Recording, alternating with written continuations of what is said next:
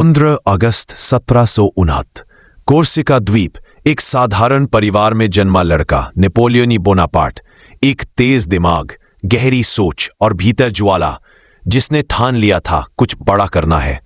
छोटी उम्र में ही फ्रांसीसी सेना में भर्ती हुआ और अपनी रणनीति से लोगों को हैरान कर दिया। उस समय फ्रांस में क्रांति चल रही थी, देश बिखरा हुआ था, लेकिन नेपोलियन ने इस मौके को पहचाना।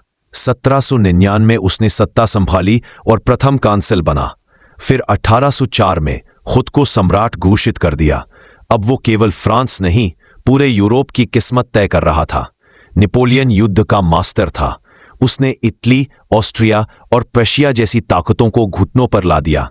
यूरोप उसके आगे झुक गया, लेकिन वो सिर्फ विजेता नहीं था, सुधारक भी था। उसने नेपोलियनिक कोड लागू की, एक ऐसी कानूनी व्यवस्था जो आज भी कई देशों की न्याय प्रणाली का आधार है। लेकिन हर विजेता की एक कमजोरी होती है। नेपोलियन की कमजोरी थी उसका घमंड।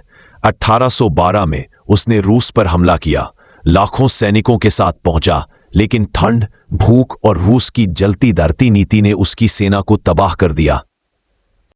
वो लौट तो आया, लेकिन कमजोर होकर। 1814 में उसे सत्ता से हटाकर एल्बा द्वीप भेज दिया गया।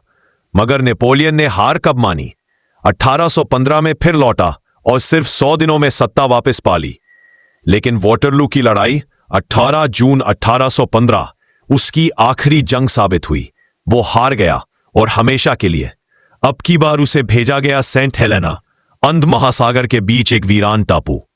वही अकेलेपन, बीमारी और अफसोस के साथ 5 मई 1821 को उसकी मौत हो गई। कुछ कहते हैं उसे धीरे धीरे जहर दिया गया। एक ऐसा अंत जो एक सम्राट के लिए बहुत छोटा था। लेकिन क्या नेपोलियन सच में हार गया? शायद नहीं। उसका नाम आज भी इतिहास की सबसे शक्तिशाली हस्तियों में गिना जाता है। उसकी सोच, उसका आत्मविश्वास, उसकी रणनीति आज भी दुनिया को सिखाती है कि अकेला इंसान भी इतिहास बदल सकता है।